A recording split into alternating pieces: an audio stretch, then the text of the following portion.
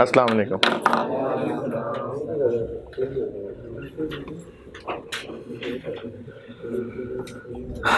दुरूद शरीफ पढ़ लें।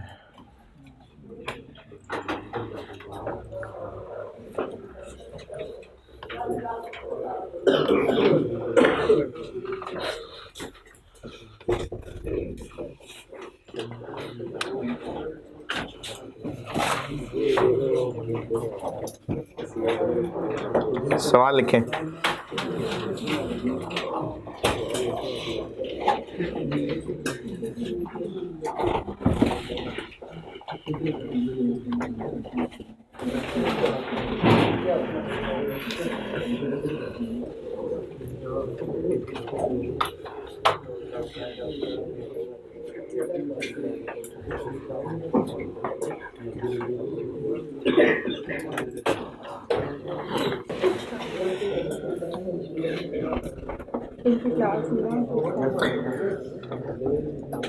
चलें ठीक है, सवाल लिखें जी। 3 प्रोडक्ट्स हैं ABC, प्रोडक्ट वाइज इंफॉर्मेशन बता रहा हूँ, यानी ABC कॉलम बना लें और प्रोडक्ट वाइज इंफॉर्मेशन बता रहा हूँ। मंथली डिमांड जैसे मर्जी बता लें यार,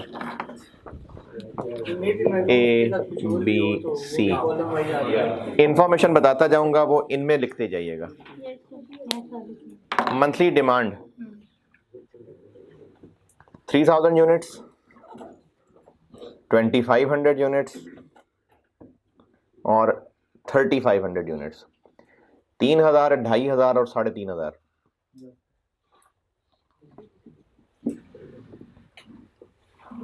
sale price per unit, sale price per unit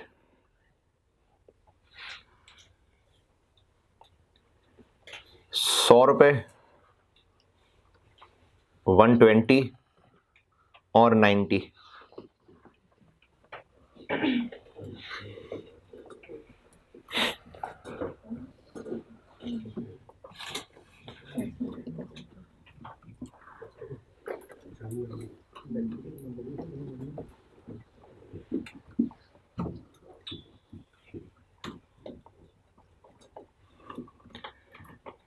variable cost per unit 50, 80 और 60। 50, 80 और 60। फिक्स्ड कॉस्ट पर यूनिट तीनों में 5, 5, 5, 5।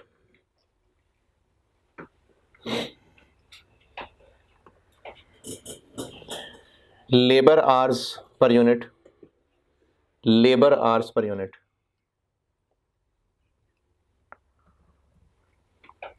8, 4, 2।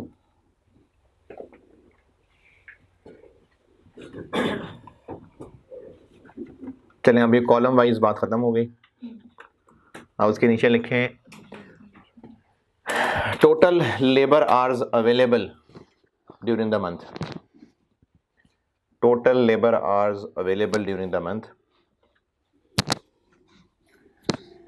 24,000। 24,000 मुझसे रिक्वायर्ड है optimum production mix. 24,000 labour hours, 24,000 available हैं टोटल। रिक्वायर्ड है ऑप्टिमम प्रोडक्शन मिक्स। इसका जो एक नॉर्मल सवाल का सलूशन है, उसमें 2 टेबल्स बना करेंगे। एक टेबल से रैंकिंग हुआ करेगी और दूसरे टेबल से फिर प्लान बना करेगा।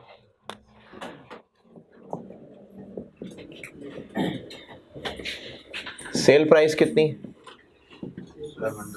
100, 120, 90।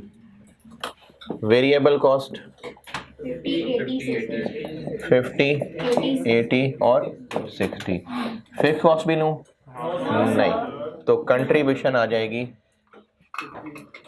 50, 40, 30। ये हो गई कंट्रीब्यूशन पर यूनिट। इसकी बेस पे रैंकिंग नहीं करनी, क्योंकि जो मसला है हमने देख, जैसे इस सवाल में क्या मसला है, मटेरियल लेबर या मशीन आवर्स, इंफॉर्मेशन ही लेबर की है, तो लेबर आवर्स मसला है। तो हमने देखना है कि लेबर आवर का कौन सा इस्तेमाल ज़्यादा बेहतर है।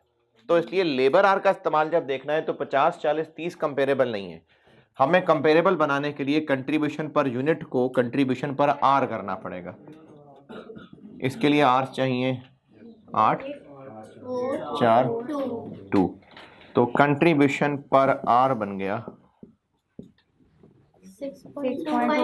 6.25, 10, 15।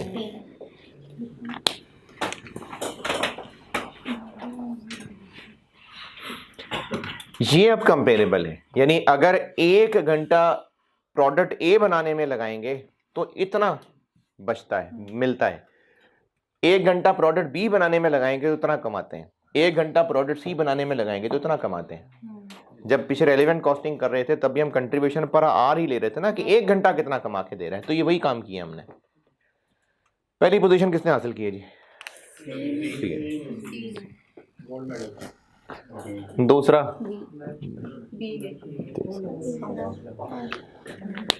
ये होगी रैंकिंग। रैंकिंग होनी है कंट्रीब्यूशन पर लिमिटिंग फैक्टर की बेस पे। एक टेबल ये बनेगा, और सवाल की मुश्किलों में ये एरिया मुश्किल वाला होता है, ये इनफैक्ट ये वाला।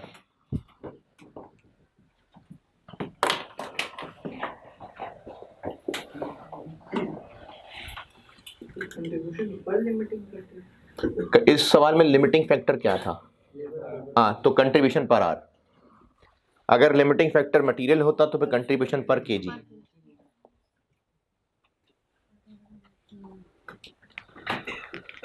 ऐसे भी कर सकते थे, ऊपर जिनके यूनिट्स लिखे थे उनसे मल्टीप्लाई करके फिर फिगर्स लिखते, लाइक सेल प्राइस में 100 मल्टीप्लाई बाय 3000, 120 मल्टीप्लाई, उससे तो टोटल आ जाती। वैसे नहीं तो उससे क्या होता फिर आगे? सर टोटल में निकाल देते हैं इस तरह। वेरिएबल भी ये पर यूनिट है तो 50 को ठीक है, फिर आगे और फिर इसी तरह टोटल में ही निकलता कितने यूनिट्स बनाने के लिए फिर कितना प्रॉफिट बन रहा है, क्योंकि यूनिट्स तो डिफरेंट है ना, एक में ज़्यादा बनाने है फिर डिफरेंट यूनिट्स बना रहे हैं ना सर, यूनिट सेम थोड़ी है सब। लेकिन हम ये फैसला तो नहीं कर रहे कि इनमें से कौन सा बनाएं जिससे ज़्यादा टोटल प्रॉफिट आएगा। हमने बिजनेस का टोटल प्रॉफिट मैक्सिमाइज करना है, तो हमें प्रोडक्ट्स में से चुनना पड़ेगा किसको प्रेफर करना है। तो प्रेफर करने के लिए इनको कंपेयर करना पड़ेगा। तो कंपेयर टोटल करेंगे तो कंपेरेबल ही नहीं है, तो उसको हमें पर आर कंपेयर करना पड़ेगा। रैंकिंग हो गई।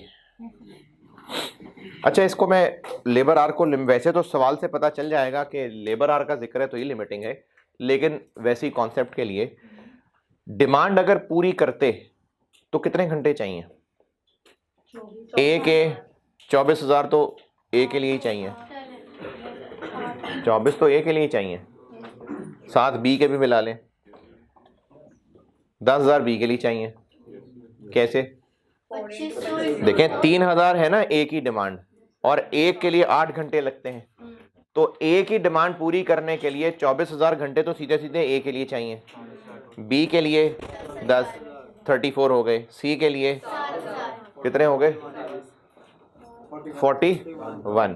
तो 41 चाहिए, अवेलेबल कितने हैं? ये है लिमिटिंग फैक्टर का मसला, कि हमें डिमांड पूरी करने के लिए जितने टोटल चाहिए उतने हैं नहीं रिसोर्सेज।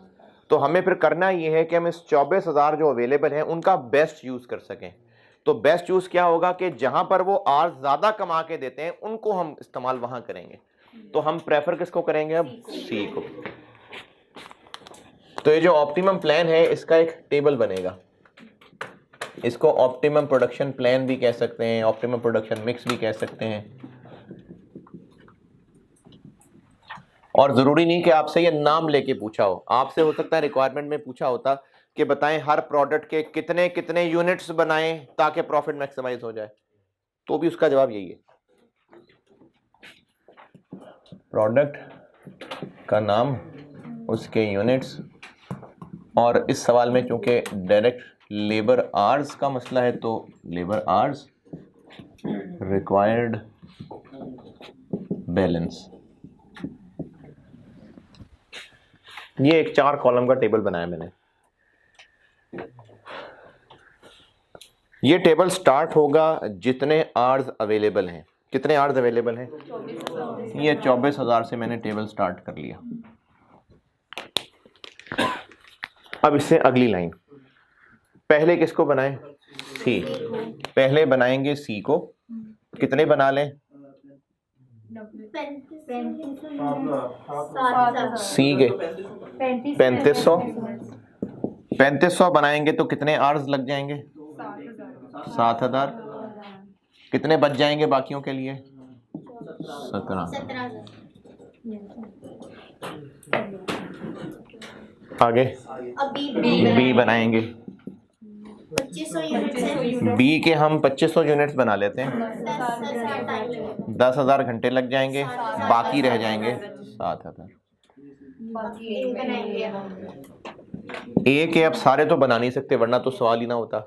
तो अब मैं उल्टा चलता हूँ, 7,000 घंटों में कितने ए बना लेंगे?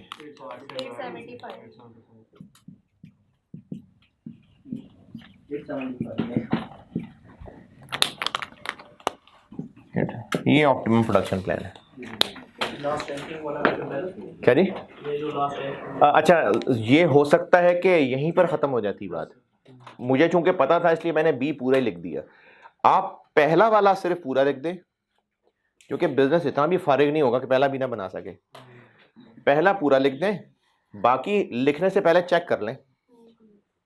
ये तो पूरा लिख दें। बी की कितनी डिमांड है? यहां लिखने से पहले चेक कर लें इतने हैं कि नहीं है। अगर हैं ठीक है, बी भी पूरा लिख दें, फिर उसके बाद इसी तरह से चेक करते जाएं। तो जहां पर खत्म होने वाले होंगे उसको फिर हम बैलेंसिंग करके निकालें। ये ऑप्टिमम प्रोडक्शन प्लान, ये आसान ही है और ये डिसीजन मेकिंग के आसान तरीन पोर्शन ही है वैसे।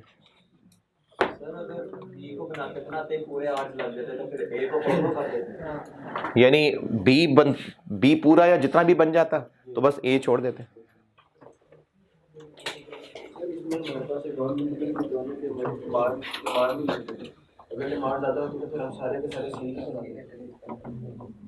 नहीं, वो लिमिटिंग नहीं है सच, वो तो बस ठीक है, डिमांड है। हाँ हाँ, देखें अगर वैसे लिमिट की बात करें तो हाँ वो एक लिमिटिंग, लेकिन उसमें हमारा डिसीजन कोई नहीं है ना। यानी सी तो बाहर वालों ने बताना है वो कितने खरीदने को तैयार है। हमारा करने वाला काम क्या? हमारा करने वाला काम ये है।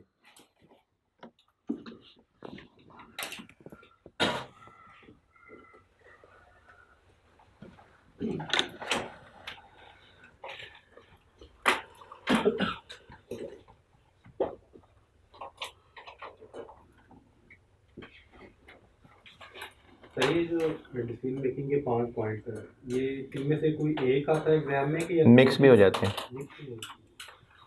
क्वेश्चन एक ही है? नहीं, क्वेश्चन 2 तो कम से कम होंगे, कम से कम 2 क्वेश्चन होंगे इसमें। वो 20 मार्क्स का तो इतना ग्रेड होगा?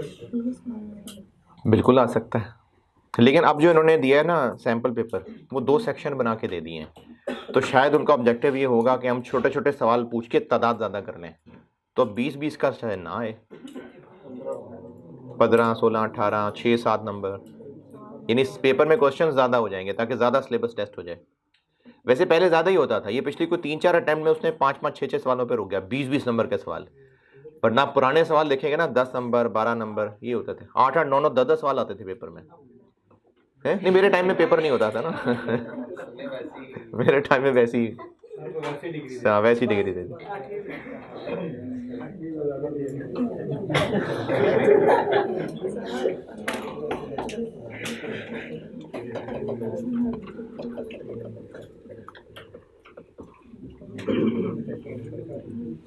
तब इतने रिसोर्सेज नहीं थे ना, जितनी एफिशिएंट जो हर चीज अवेलेबल है ऐसे नहीं, असल में अगर सच पूछ रहे हो तो हाँ एक्चुअली यही मसला था कि पहले इतनी प्रॉपर रिसोर्सेज अवेलेबल नहीं थे और ना इतना नॉलेज था किसी के पास। नहीं, नॉलेज इस सेंस में बात हो रही है कि सवालों को इतना गहरा सोच को बनाते ही कोई नहीं था। ना सवाल बनाने वाला गहरा सोचता था, इसलिए ना स्टूडेंट गहरा सोचता था, ना टीचर गहरा सोचते थे। अब वो जैसे जैसे ना एग्जामिनेशन डिपार्टमेंट इतना स्ट्रॉन्ग कर हाँ, तो इसलिए अब पेपर मुश्किल होते जा रहे हैं।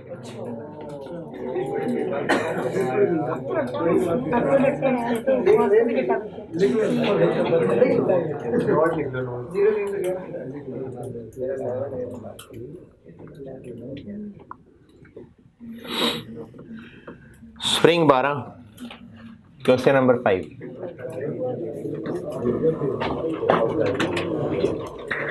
करता हूं मैं बोर्ड पे।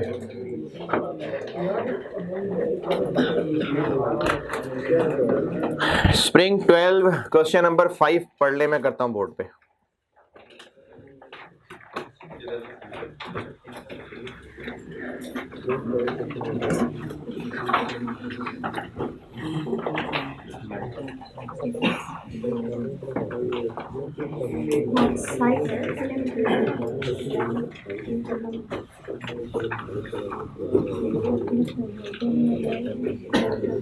Spring 2012 question number 5।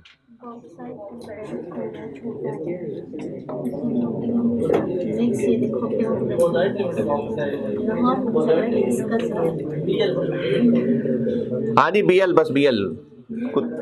तजवीज़ के नंबर तो मिलने नहीं, तो पता नहीं बॉक्साइट है कि बॉक्सेट है या जो भी है, BL है बस।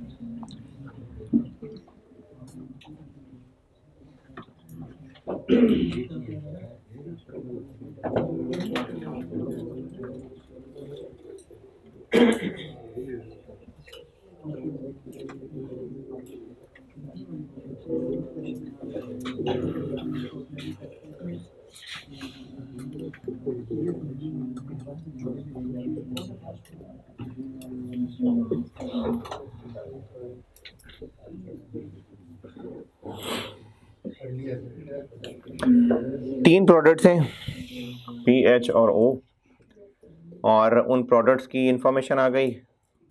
यील्ड का मतलब होता है कि नहीं, कैपेसिटी नहीं, यील्ड परसेंटेज का मतलब है कि इनपुट आउटपुट का क्या रिलेशन है। जैसे 90% यील्ड का मतलब है कि 10% लॉस हो जाएगा। हाँ जी, 100 हम इनपुट करेंगे तो 90 मिलेगा, तो ये नॉर्मल लॉस का उलट होता है। यील्ड परसेंटेज नॉर्मल लॉस का बाकी है। 10% normal loss means 90% yield, output होता है यील्ड। और पूरे महीने में 1 लाख मशीन आवर्स अवेलेबल है, मशीन आवर्स, और रिक्वायरमेंट है कि based on optimum production mix for the month of February profit बता दें। तो ये सवाल इस टॉपिक का है। इसके अलावा कि मैं अभी करा रहा हूँ, वैसे सवाल पढ़ के पहचाना, रिक्वायरमेंट से क्लियरली पता चल गया optimum production mix.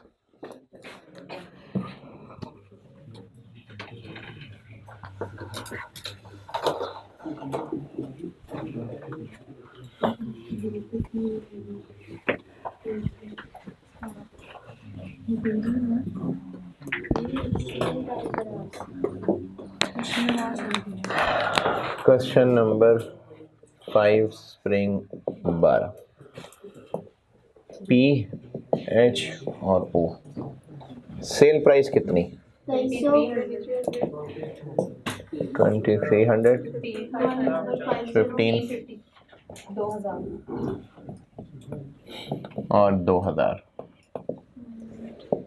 Variable cost क्या क्या दी हुई है? मटेरियल कॉस्ट है। अच्छा, अब आपको मटेरियल कॉस्ट पर केजी दिया हुआ है, तो जज्बात में आके इस सारे टेबल को नहीं इधर छाप देना। ये प्रोडक्ट के 1 यूनिट की प्राइस है, और हम इस वक्त जो कैलकुलेशन कर रहे हैं वो कंट्रीब्यूशन पर यूनिट प्रोडक्ट का कर रहे हैं। तो यहाँ 250 नहीं लिख देना, ये 250 तो पर केजी दिया हुआ है।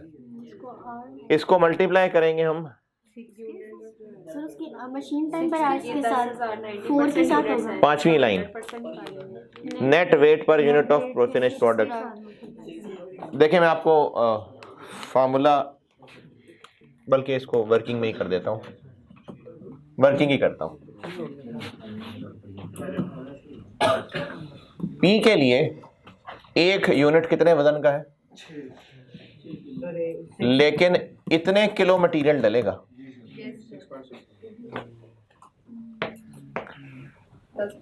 देखें, मटेरियल जो इन होता है वही मटेरियल कॉस्ट है। तो ये जो 6 किलो है ये तो नेट वजन है। अब 10% के बाद मटेरियल तो हमें इतना डालना पड़ेगा, और वो मटेरियल जो 250 रुपए किलो होता है, तो पता चलेगा कि 1 यूनिट पे कितने रुपए की मटेरियल कॉस्ट आएगी। 66 चलती। एच में, एच का वजन कितना है, लेकिन हमें मटेरियल डालना पड़ेगा ज्यादा, वो जो 250 रुपए किलो मिलता है 1053। ओ का वजन कितना है, 5 0.93 250 रुपए किलो 1359। तो यहाँ पर हमने 250 नहीं लिखना, 250 तो पर किलो है। हमने देखना है कि 1 यूनिट बनाने में कितनी मटेरियल कॉस्ट लगेगी, वो ये लगेगी 1667 1053।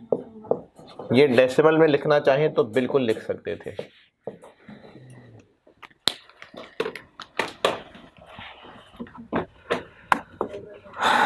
अच्छा, सवाल का प्लान क्या, हम करने क्या लगे हैं, ऑप्टिमम प्रोडक्शन मिक्स बनाना है। 2 टेबल्स बनते हैं, एक रैंकिंग के लिए, और उसके लिए हम पहले कंट्रीब्यूशन पर यूनिट तक पहुंचते हैं। तो कंट्रीब्यूशन पर यूनिट निकाल रहा हूं, और क्या क्या वेरिएबल,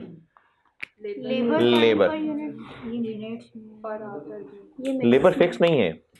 ये जो सेंटेंस लिखा हुआ है ना, ये आपको मल्टीपल सवालों का, ये उसने एक पहली लिखी होती है एग्जामिनर ने, ताकि स्टूडेंट वेज रेट पर आर निकाल सके। ये जो टेबल के नीचे लिखा हुआ है ना, ये उसने आर से लिंक किया तो है। फिक्स्ड होती तो फिक्स सैलरी होती। फिर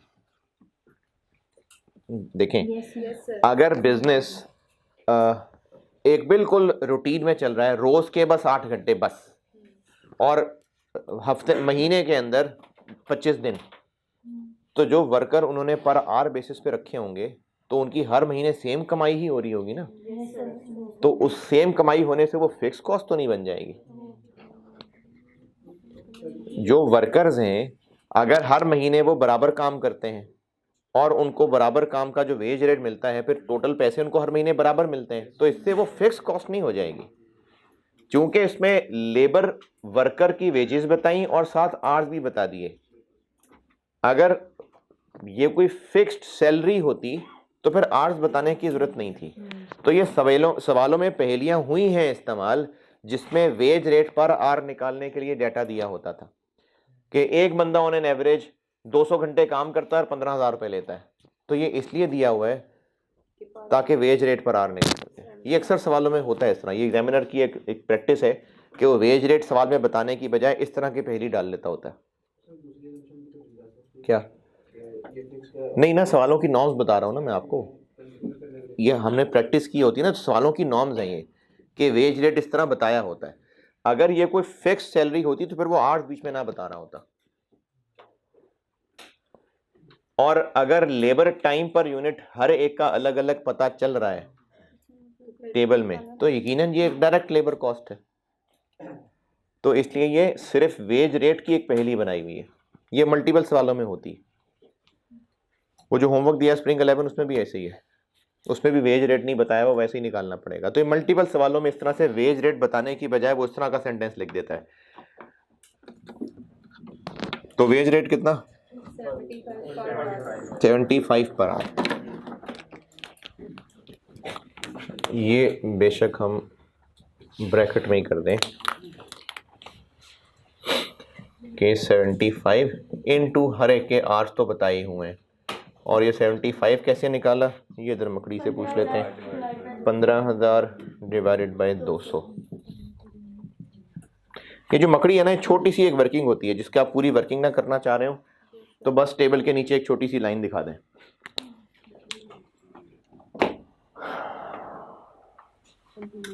पेंटागन पे कितने लेबर लगेंगे?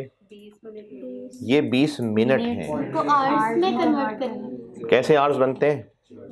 20/60। तो 20/60 इंटू 75। वेज रेट पर मिनट कर लें। 25। क्या 25? इधर answer 25। 37.5 56.25।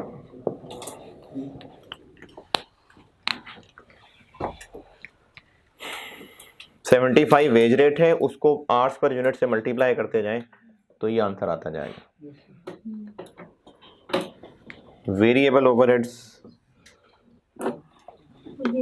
25% of material cost.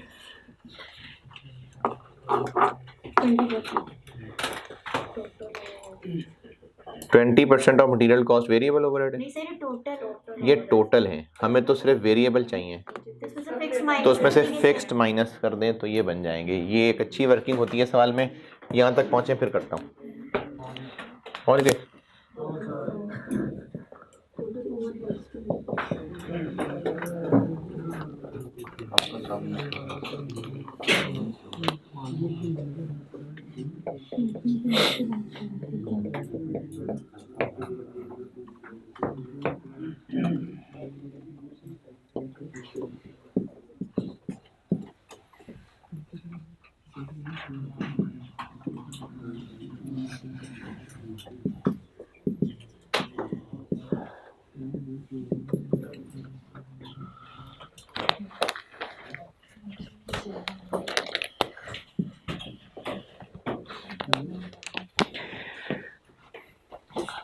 Contribution per unit निकालनी है ना, तो हमें वहां पर अब मटेरियल लेबर तो मिल गया, वेरिएबल ओवरहेड निकालने लगा।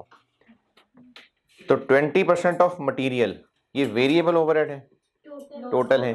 तो इससे वेरिएबल तक कैसे पहुंचे? स्टैंडर्ड कॉस्टिंग में भी बहुत दफ़ा ये काम किया। इसमें से फिक्स माइनस कर दें। तो पहले तो टोटल निकालें ना।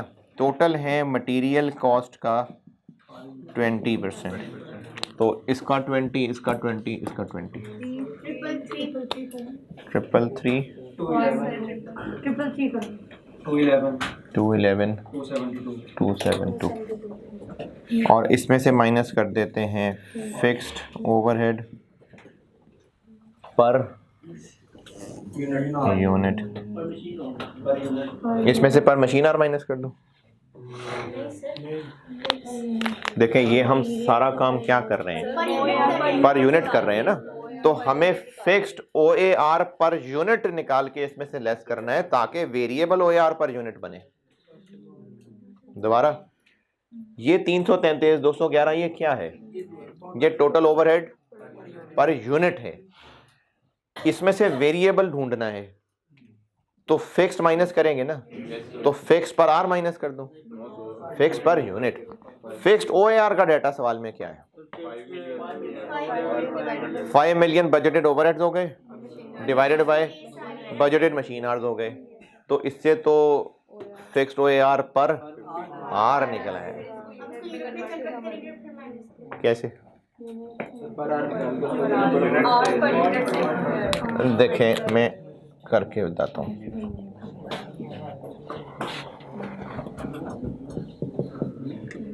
फिक्स्ड OAR तो मिल जाएगा अगर आप 5 मिलियन को 1 लाख से डिवाइड कर दें। ये आ गया 50 पर आर, मशीन आर। लेकिन हमें 50 नहीं चाहिए, हमें पर यूनिट चाहिए। अच्छा, 50 पर कौन सा R? Machine R into 1 unit के लिए कितने मशीन आर्स? 4, 200। 1 यूनिट के लिए कितने मशीन आर?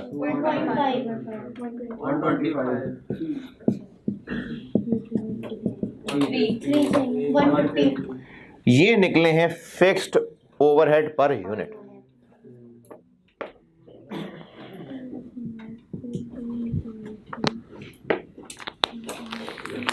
ये फिगर है जो इसमें से माइनस होगी, तो बाकी वेरिएबल ओवरहेड पर यूनिट बचेगा।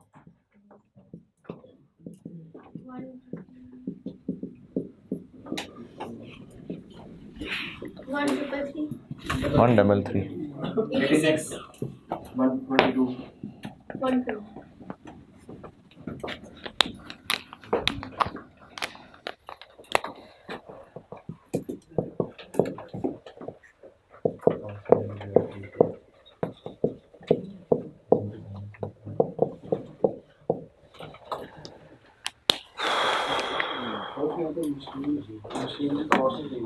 मशीन की कॉस्ट, मशीन आर कितनी कॉस्ट आ रही है? अगर दी होती तो वो भी मशीन आर की कौन सी कॉस्ट दी होती है इसमें? मशीन भी तो जब काम करेगी तो उसको भी खर्चा होता है। कौन से खर्चे आएंगे? तो उन्हीं को तो ओवरहेड्स कहते हैं। अच्छा, उसमें तो हाँ, उन्हीं को ओवरहेड्स कहते हैं।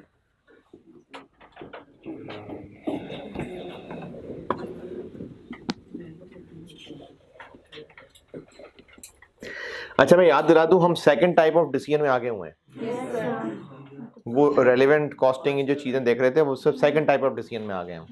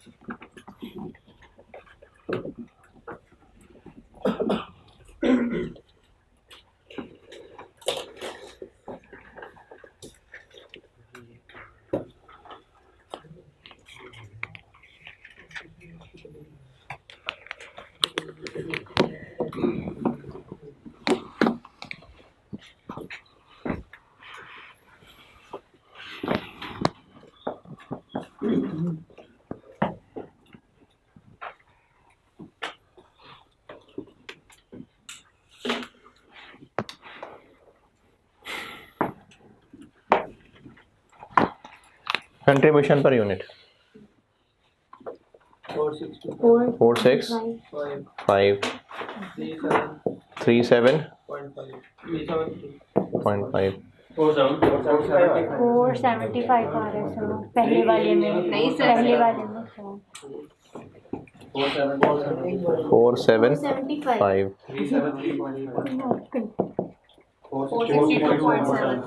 पॉइंट। इसकी बेस पे रैंकिंग करनी है? नहीं, मशीन आवर्स चाहिए इसके लिए 4, 2.5 और 3 कंट्रीब्यूशन पर machine our, this divided by this 118.75 0.4 154.25 पहली पोजीशन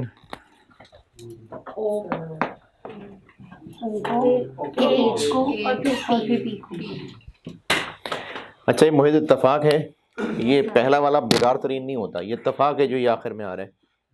ज़रूरी नहीं कि पहला प्रोडक्ट बेकार होगा।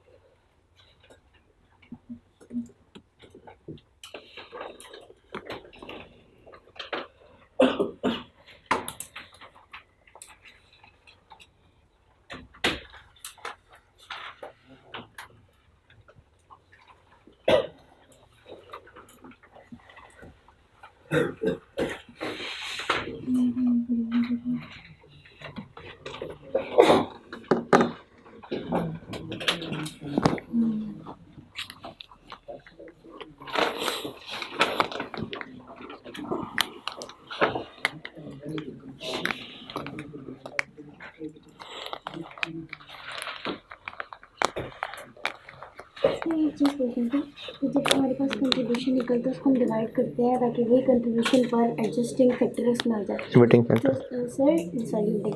सर ये तो मशीन आवर्स हमारे पास मशीन टाइम पर आवर्स थे ना, हम तो यूनिट निकाल रहे हैं, तो ये वाली फिगर्स मिलनी चाहिए थी जो हमने यहाँ निकाली थी इसको यूनिट में कन्वर्ट करने के लिए। ये कंट्रीब्यूशन पर यूनिट है, हाँ जी, हमें कंट्रीब्यूशन पर मशीन आवर निकालना है, तो मशीन आवर से ही डिवाइड करेंगे ना, है क्या? हाँ हाँ, ये क्यों यूज़ करना है? क्योंकि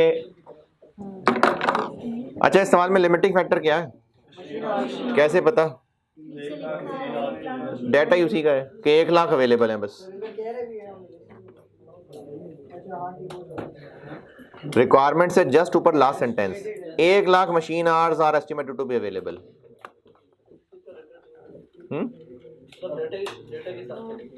हाँ, अगर एक से ज्यादा का डाटा दिया होता फिर क्या करते वो आगे देखते।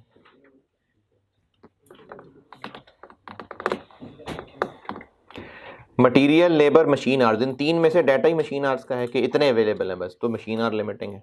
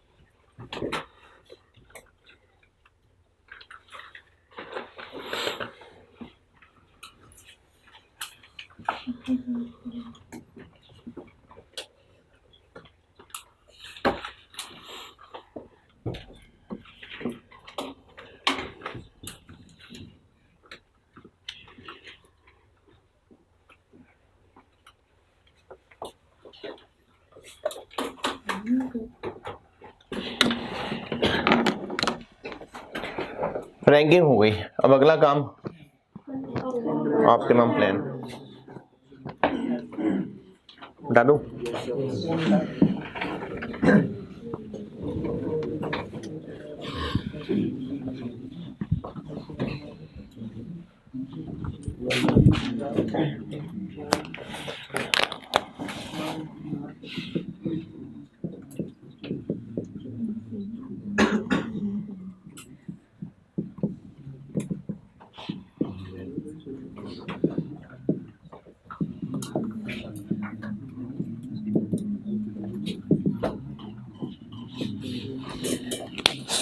टेबल स्टार्ट कितने से होगा? 1,00,000 से। पहले बनाएंगे हम ओ 10,000 यूनिट्स बनाएंगे, 9,000 बनाएंगे,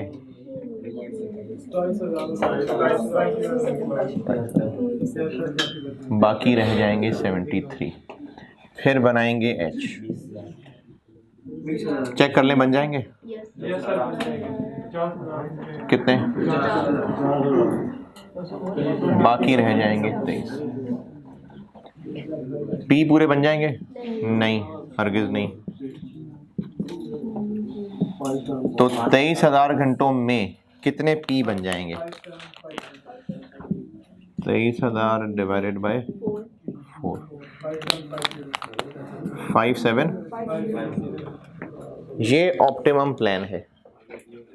पूछा क्या है कि जो हम ऑप्टिमम प्लान बना रहे हैं अगर वाकई यही लेके आगे चलें तो प्रॉफिट फॉर द मंथ क्या होगा, ये पूछा है। कैसे निकलेगा? इन्हीं यूनिट्स की कंट्रीब्यूशन ले लेते हैं, फिक्स माइनस कर देते हैं।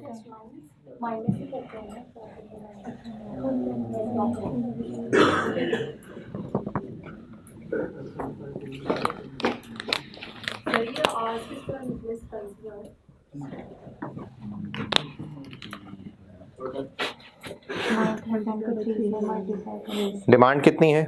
9,000। तो 9,000 इंटू 3 इतने घंटे लग जाएंगे।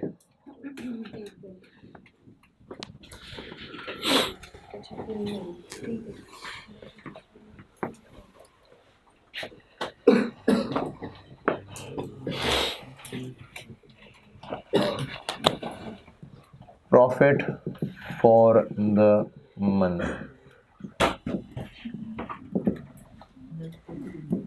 रुपीज थाउजेंड्स कर लेंगे। टोटल कंट्रीब्यूशन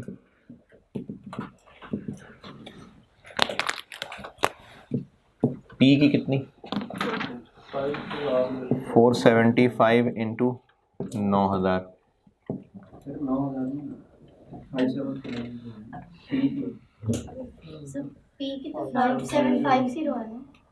ओ सॉरी 5750। एच की 373.5 इंटू 20,000।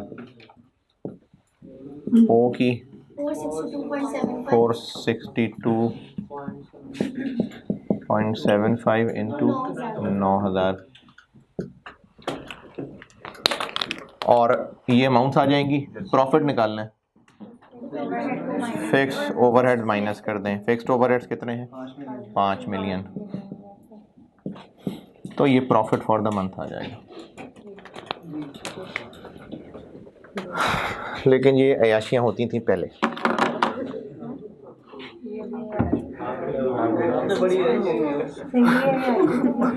नहीं अयाशी इस लिहाज से 15 नंबर, ये 15 नंबर बहुत हैं, वरना ये 12 नंबर 11-12 का बहुत था ये सवाल। अभी असल में पहला सवाल आपने किया ना तो मुश्किल लग रहा है।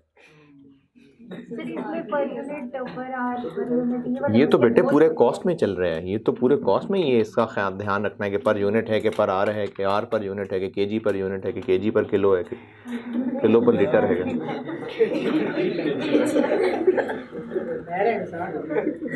हाँ यही बता रहा हूँ ना कि उलट हो जाता ना दिमाग। हाँ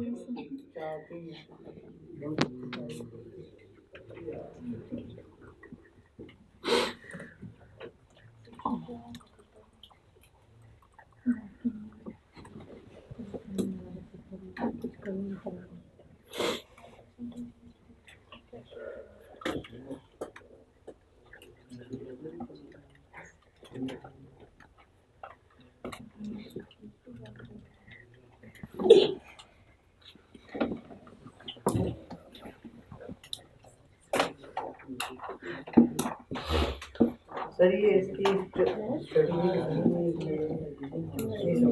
क्या नहीं समझ आया? सवाल की रिक्वायरमेंट क्या है? ये नेट प्रॉफिट कैसे, क्यों निकालना है? ओहो, पूरी लाइन पढ़ना है यार। Based on optimum production mix, ये ऑप्टिमम प्रोडक्शन मिक्स है, टेबल बनाया है। अगर इतने यूनिट्स वाकई हमने बेचे तो बिजनेस कितना प्रॉफिट कमाएगा, ये पूछा है।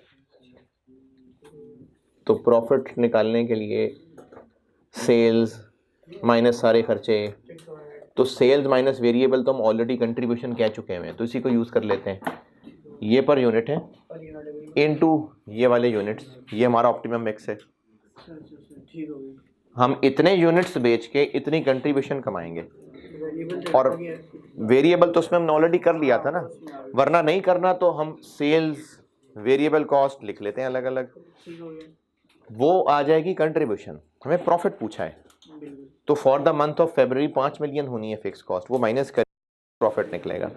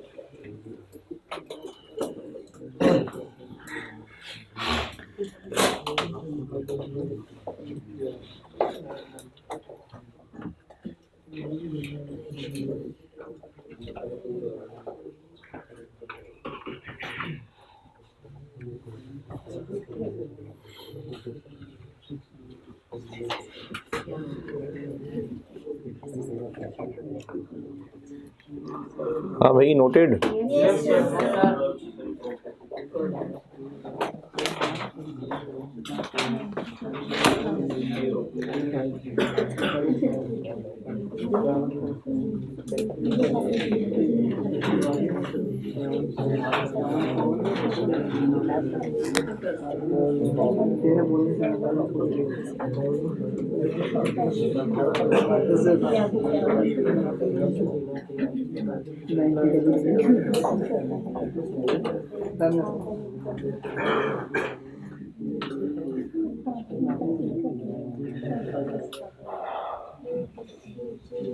नोटेड। अच्छा, अब हम कर रहे हैं डिसीजन, यानी हमारी चॉइस है कि हम पी बनाएं कि एच बनाएं कि ओ बनाएं। तो हम चॉइस करने के काबिल तब होंगे जब हम आज़ाद होंगे। अगर हमारी पहले ही कोई कमिटमेंट है कि फलाने प्रोडक्ट के इतने यूनिट्स तो बनाने ही हैं, तो पहले वो पूरे करेंगे, उसके बाद हम आज़ाद हैं कि हम क्या करेंगे। तो हो सकता है सवाल में इन प्रोडक्ट्स में से किसी की कमिटमेंट हो। अच्छा, वो कमिटमेंट किस शक्ल में हो सकती है? वो इंटरनल भी हो सकती है, एक्सटर्नल भी हो सकती है। यानी हमने खुद फैसला किया हुआ है कि हमने पी के 200 यूनिट्स तो बेचने ही बेचने हैं, ये हमने खुद फैसला कर लिया, हम खुद कमिटेड हैं। या फिर कमिटमेंट इस शक्ल में हो सकती है कि हमसे ऑलरेडी एक कस्टमर कॉन्ट्रैक्ट कर चुका हुआ है कि मुझे इतने यूनिट्स बेचो, तो वो भी एक कमिटमेंट है। तो कमिटमेंट हमारी इंटरनल पॉलिसी की वजह से भी हो सकती है और कोई और किसी और कॉन्ट्रैक्ट की वजह से भी हो सकती है। तो हम पहले अपनी कमिटमेंट पूरी करेंगे, फिर ये प्लान बनेगा। और उसको सवाल में कैसे हैंडल करेंगे? सवाल में ऐसे हैंडल करेंगे कि आप जब इसको ये प्लान बनाएंगे तो आप इसको इस तरह प्रेजेंट करेंगे जैसे इसी सवाल में फर्ज करें P के 200 यूनिट्स हमने बनाने ही होते, या चलो H के भी साथ डाल लेता हूँ, तो हम फिर इस सवाल को ऐसे प्रेजेंट करते कि पहले मैं यहाँ कमिटमेंट लिखता, पहले हम लेट से P बनाते 200 यूनिट्स, कितने घंटे लग जाते?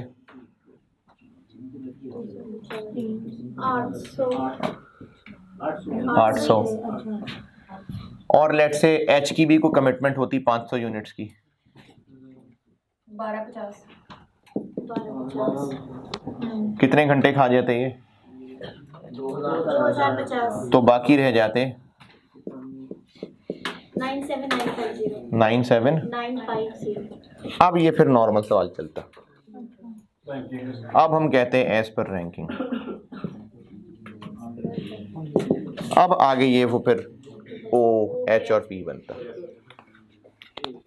अगर सवाल में कहीं किसी प्रोडक्ट के हवाले से कमिटमेंट आ गई तो आपके सॉल्यूशन पे बाकी सब ये सब वैसे ही होगा, ये ऐसे ही होगा, बस ऑप्टिमम प्लान बनाते हुए पहले कमिटमेंट वाली प्रोडक्शन पूरी करेंगे, फिर उसके बाद जो बच जाएगा फिर जो अभी पहले कर रहे थे वो होगा।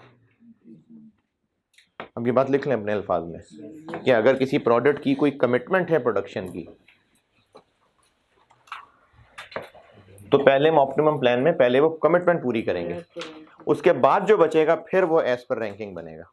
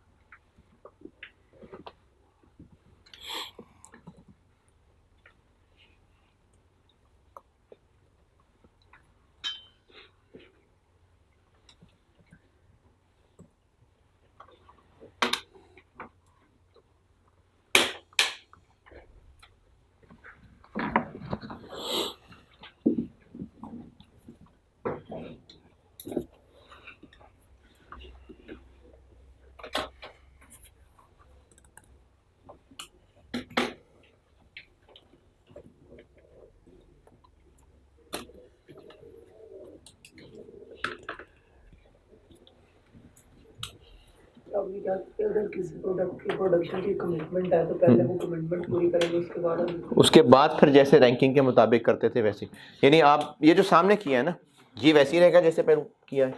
ऑप्टिमम प्लान अब दो टुकड़ों में टूट जाएगा, पहले कमिटमेंट वाले प्रोडक्ट पूरे करेंगे, फिर जो बच जाएगा फिर एज पर रैंकिंग चलेंगे। ये दोनों केस भी हो सकते हैं, यानी मतलब हमने भी कमिटमेंट की हो। हाँ, कमिटमेंट चाहे हमने खुद से की हो, नहीं कमिटमेंट हमने भी की है कि इस चीज के हमने इतने प्रोडक्ट बनाने और एक यही कह रहा हूँ ना, यही कह रहा हूँ कि जो कमिटमेंट है ये हम खुद अपने से भी कर सकते हैं, और जब हम खुद से कमिटमेंट कर लें तो फिर खुद की भी नहीं सुनते, तो या तो हम खुद कमिटमेंट कर लें या फिर कस्टमर की तरफ से कोई कांटेक्ट हो, तो दोनों केस में कमिट नहीं, इसमें प्रायोरिटी नहीं है, ये तो दोनों काम ही करने हैं। मतलब मेरा क्वेश्चन आपसे मैं कह रहा हूँ कि फॉर एग्जांपल हमने एच की कमिटमेंट की अपने साथ कि यार हमने इतने प्रोडक्ट बनाने, यूनिट्स बनाने, और पी की एक प्रोडक्ट है वो कस्टमर ने हमें ऑर्डर दिया है, तो 200 हमने खुद फैसला किया हुआ है, एच कस्टमर का ऑर्डर आया हुआ है, तो दोनों ही प्रायोरिटी की बात नहीं है। उसके बनाएंगे फिर हम अपने नहीं, यानी बिजनेस का इतना बुरा हाल होगा कि हम ये भी नहीं पूरे कर पा रहे होंगे, नहीं इतना फारिग नहीं होगा, इतना फारिग नहीं होगा बिजनेस, कमिटमेंट तो पूरी कर ही लेंगे।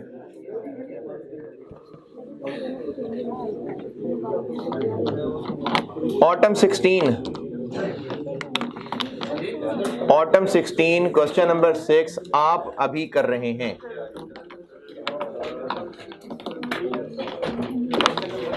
Autumn 16 question number 6 Galaxy engineers, homework नहीं है, ये भी है, ये अभी का वर्क है,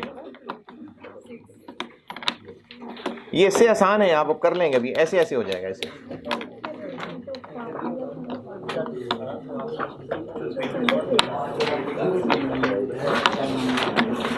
autumn 2016 question number 6 Galaxy engineers. इसमें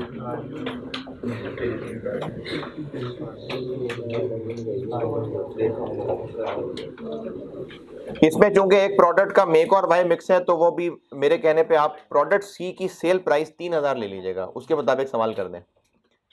प्रोडक्ट सी 3000 सेल प्राइस, अब कर दें सवाल। हाँ जी हाँ जी हाँ जी, ये असल में ना मेक और बाय है ये तो, लेकिन आप 3000 सेल प्राइस लेके सॉल्व कर दें, करने में वैसे ही होगा। पर ये जो सबसे आखिर में नहीं है ना 3000, इसको कह रहा हूं मैं कि आप ये यूज कर लें। मेक और बाय डिसीजन पढ़ाऊंगा आगे, उसमें फिर हम सेल प्राइस की बजाय उसकी परचेज प्राइस कंसिडर कर रहे होते हैं।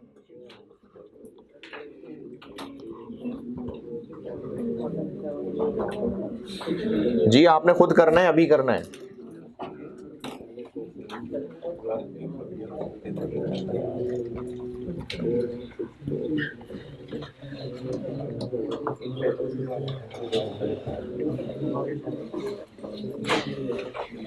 आपसे हो भी जाएगा, आप करेंगे तो हो जाएगा आराम से, मुझे पूरा यकीन है आप पे।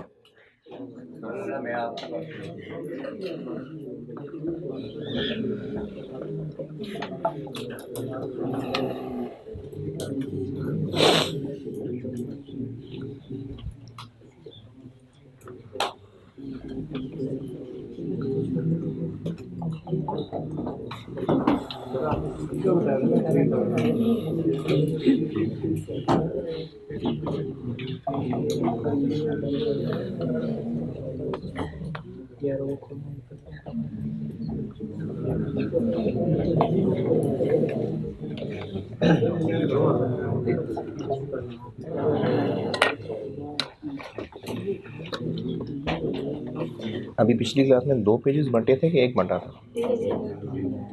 अच्छा,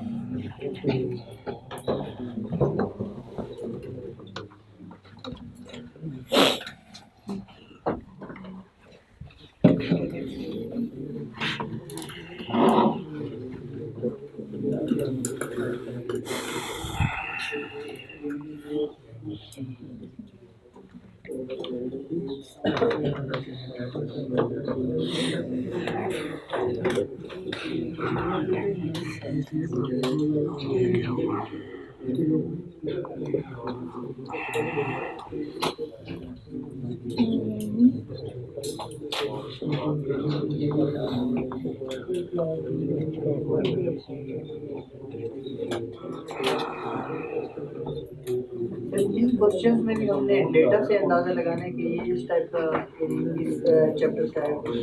इसका तो फौरन पता चल जाएगा, इस सवाल को आप पढ़े तो पता चल रहा है। मतलब जिस तरह हमने पिछले क्वेश्चन में ऑप्टिमम प्रोडक्ट किससे अंदाजा लगाया कि इसका ये, इसमें डेटा से अंदाजा लग जाएगा।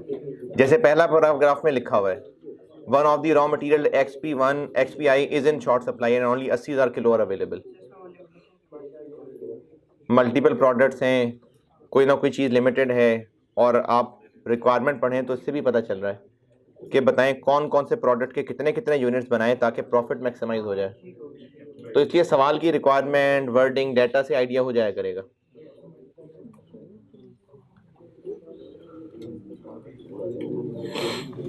सर एक बार होने के बाद चलिए कि हमने जब भी कंट्रीब्यूशन प्रोजेक्ट निकालना है, इसमें हमें ये करना है कि जो भी रेलेवेंट जैसे मटेरियल हो गया, डायरेक्ट लेबर हो गया, क्योंकि उनके मुताबिक हमें नहीं करना चाहिए। इस सवाल में हमें केजी के मुताबिक कन्वर्ट करना है। कंट्रीब्यूशन पर यूनिट तो बेटा पूरा ही निकालना है। नहीं जो मैं कहना चाह रही हूँ कि सर जिस यूनिट के मुताबिक हमने निकालना है ना, उस यूनिट तक लाने के लिए बाकी सबको यूनिट में कन्वर्ट कर देंगे। जैसे अगर आवर्स में कन्वर्ट हमने कंट्रीब्यूशन पर यूनिट तो नॉर्मली जैसे निकालते हैं वैसे ही निकालना है। फिर लेकिन जैसे इस सवाल में हमारे पास मशीन आवर्स थी, ठीक है, अब आपको जितने भी मटेरियल केजी में था, अब हम इन सबको यूनिट में कन्वर्ट करके ये बाद की बात है। पहली बात ये है कि हर प्रोडक्ट का नॉर्मल कंट्रीब्यूशन पर यूनिट निकालना है जैसे निकालते हैं बचपन से। कंट्रीब्यूशन पर यूनिट किसी का भी कैसे निकलेगा? उसके जो आर्ट जैसे पर आर्ट दिया हुआ है वो आर्ट है, उसको मल्टीप्लाई करने में तो कम सेल प्राइस पर यूनिट, खर्चे पर यूनिट, तो ही कंट्रीब्यूशन पर यूनिट निकलेगा ना। तो कंट्रीब्यूशन पर यूनिट तो जैसे निकालते हैं वैसे ही निकलेगा, ये बात की बात है।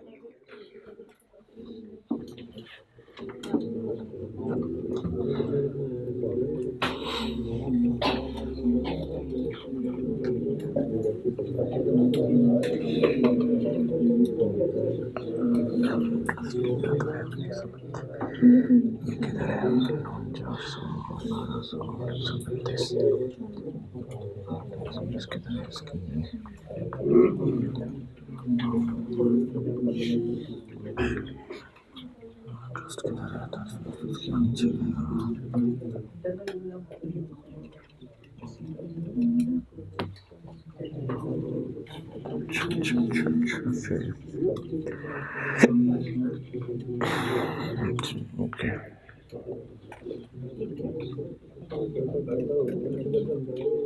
सही है। हाँ।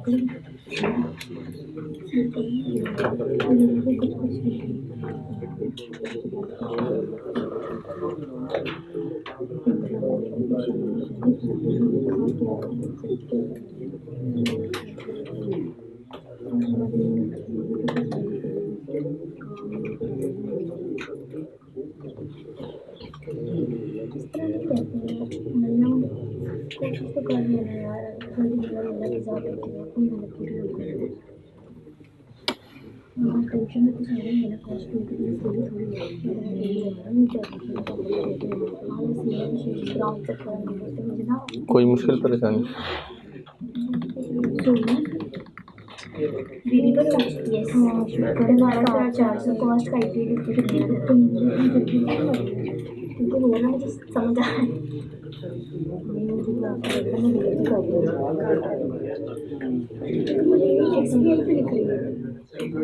ये तो लिमिटेड है बड़ा तो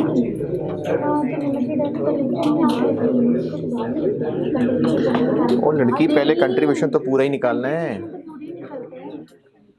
मुझे क्यों परेशान करना होगी, मेरा कुछ नहीं है। मतलब सर कंट्रीब्यूशन पर यूनिट जब निकालना है तो सबको इंक्लूड करना है। कंट्रीब्यूशन तो कंट्रीब्यूशन है। उसके बाद फिर जो लिमिटेड आ रहा है उसको फिर उस यूनिट में कन्वर्ट हाँ जी हाँ, कंट्रीब्यूशन तो जैसे निकलता है वैसे ही निकलना है।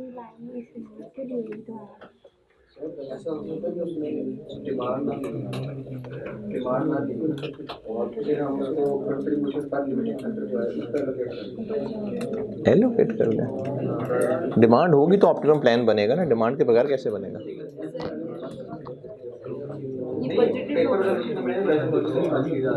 प्लान हम डिमांड को सामने रखेंगे तो प्लान बनेगा ना, कि पहले ये बनाना है और इतना बनाना है।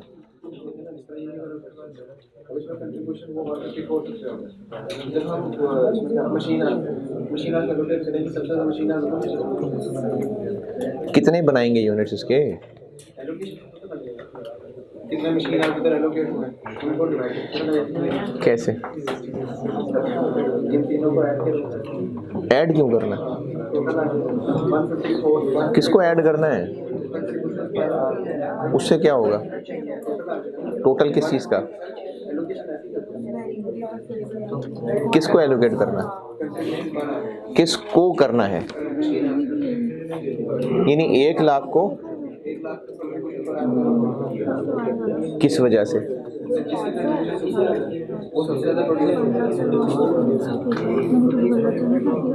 हैं? तो सारे उसी को, सारे उतना ही प्रोड्यूस कर लें, सारे वही प्रोड्यूस कर लें।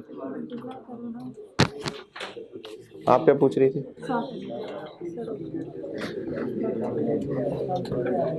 मतलब कि मैं नाम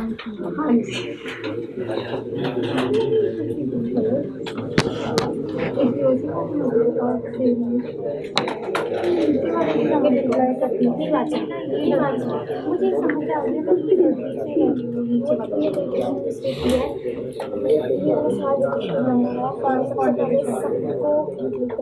उसके बाद फिर जॉइन का उसके बाद उसका जो ना जिसका लिमिटेशन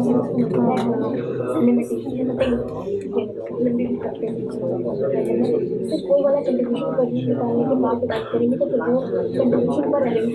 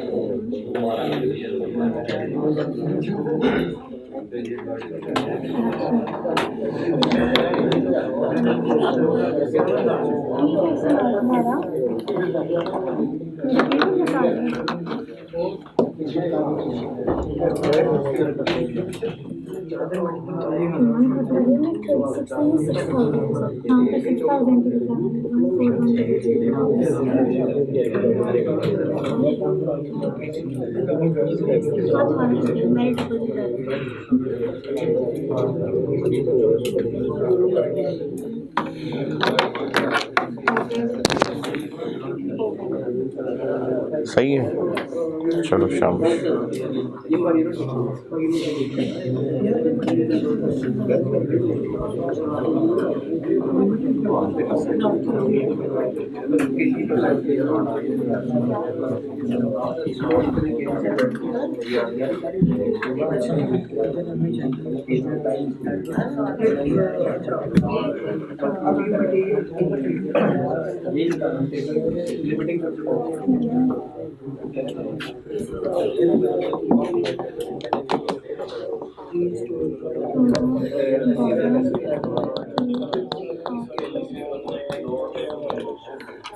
आगे कंट्रीब्यूशन तो क्या है कि 564.29 375 चार्ज 5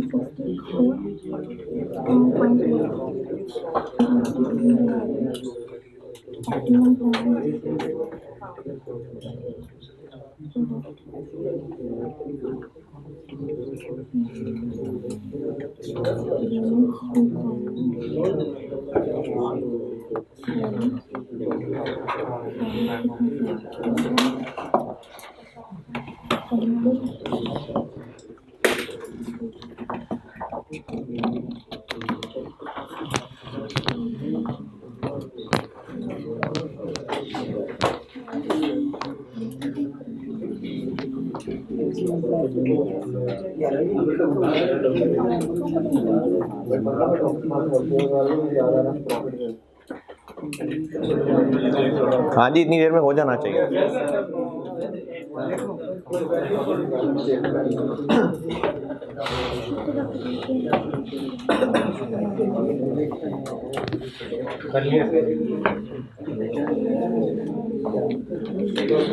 प्रोडक्ट क्या क्या है?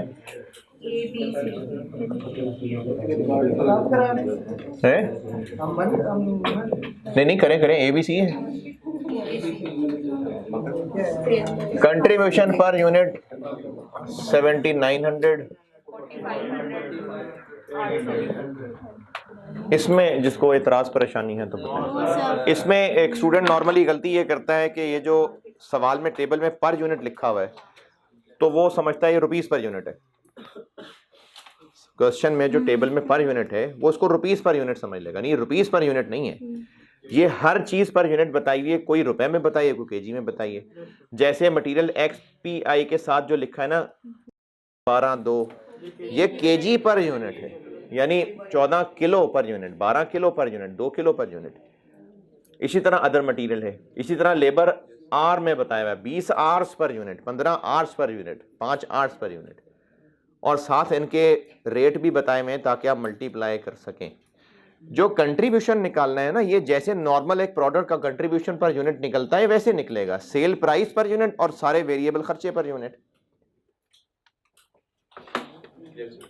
सेल प्राइस के लिए सेल प्राइस गिवन है, मटेरियल एक्सपीआई के लिए जो जो किलो गिवन है उनको 500 रुपए से मल्टीप्लाई कर देंगे। अदर मटेरियल के लिए जो किलो गिवन है उनको 300 रुपए से मल्टीप्लाई कर देंगे। लेबर आवर्स के लिए जो जो आवर्स गिवन है उनको 100 रुपए से मल्टीप्लाई कर देंगे। वेरिएबल ओवरहेड्स के लिए जो लेबर निकाल चुके हैं उसका 80% ले लेंगे। लिमिटिंग फैक्टर क्या है? मटेरियल ये पहले पैराग्राफ में बताया एक्सपीआई। तो एक्सपीआई की बेस पे अब हमें कंट्रीब्यूशन पर केजी निकालना है। एक्सपीआई इसके लिए कितने किलो चाहिए? 14, 12, 2। तो कंट्रीब्यूशन पर केजी निकल आएगा 564, चले खैर, और 375, 4। तो देखें ये आ गया ना पहले नंबर पे।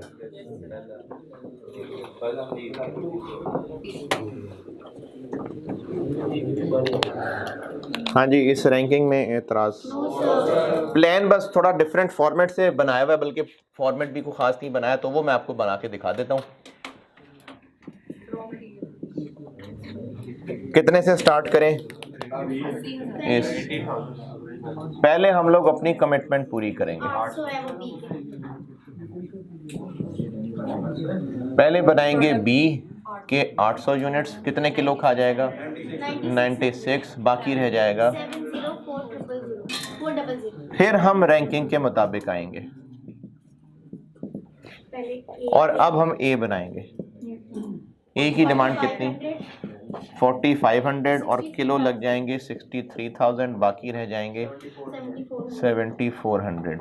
फिर बारी आएगी सी की, और सी शायद पूरा नहीं बनेगा, बन जाएगा 2500, 5000, 2400। फिर बाकी हम बी बनाएंगे। कितने यूनिट बना पाएंगे? 200। मतलब वो बैलेंस ये ऑप्टिमम प्लान। इसमें एक आधी परेशानी बस ये हो सकती है कि जो कमिटेड प्रोडक्शन दी हुई है वो इस टोटल डिमांड के अलावा है या इसके अंदर शामिल है? Yes sir. बी की कमिटेड 800 ऊपर वाले 1000 में शामिल है या उसके अलावा है? इसके अलावा है। कैसे पता? क्योंकि नीचे अलग से लिखा है। एक्सपोर्ट सर, वो नीचे लिखा भी तो है ना, वो 1000 लोकल है और 800 एक्सपोर्ट है, इसलिए उसके अलावा है। अलग लिखे होने की वजह से अलावा नहीं है। तो आपको सवाल में गाइडेंस मिलेगी कि ये जो कमिटेड है ये उस 1000 के अंदर शामिल है या नहीं शामिल है। अच्छा, ये जानना क्यों जरूरी है? क्योंकि एलोकेशन उस मुताबिक करनी है, पहले कमिटमेंट वाले आते हैं। ये जानना इसलिए जरूरी है क्योंकि रैंकिंग में अगर बी ऊपर आ रहा होता, अगर बी पहले आता उसके 1000 से ज्यादा तो आप उसके 1000 लिखते कि 200 लिखते।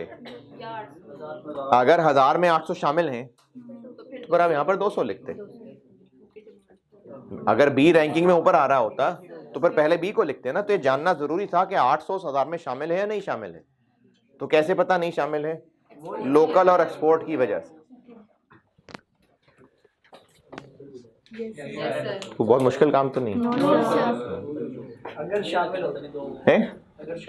चले एक छोटी सी कैलकुलेशन करते हैं, बस फिर खत्म क्लास। छोटी सी कैलकुलेशन, होमवर्क नहीं दे रहा ना, एक छोटी सी कैलकुलेशन अभी कर देंगे आप, है? छोटी सी कैलकुलेशन। चलो ठीक है, रहने दें। ठीक है, अल्लाह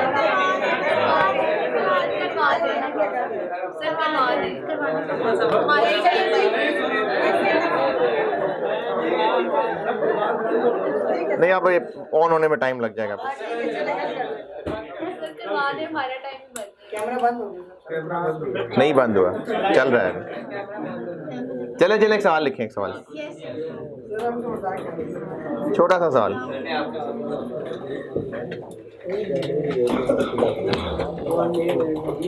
दो प्रोडक्ट्स हैं ए और बी,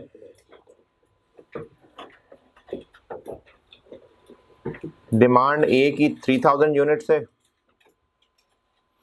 और बी की 4000 यूनिट्स है। इस सवाल से ना एक नोट लिखवाना है बस, तो एक छोटी सी कैलकुलेशन है। तो सवाल इसलिए करा रहा हूँ कि सामने आपके सामने फिगर्स आएंगी तो नोट का फायदा है, वरना पता नहीं चलेगा मैंने क्या बात की। ए की डिमांड बताई है मैंने 3000 यूनिट्स और बी की बताई है 4000 यूनिट्स। ए के लिए लेबर आवर्स पर यूनिट चाहिए 5 और बी के लिए 3। ए के लिए मटेरियल चाहिए 4 kg और बी के लिए चाहिए 5 kg। बस प्रोडक्ट वाइज यही है। Total labour hours available for the month, total labour hours, अब ये प्रोडक्ट वाइज बात खत्म होगी, वैसे एक बात बता रहा हूं। Total labour hours available for the month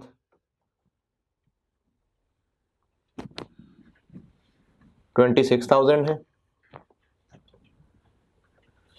26,000 और total material supply available for the month 32,500 kg, 32,500 kg, 32,500 kg। बज़ाहिर लग रहा है कि शायद ये दोनों ही लिमिटिंग है, चेक करके देखें कैसे पता चलेगा। डिमांड से करके देख लें। 12,000 sir labour hours limit, material पे तो चेक कर ले।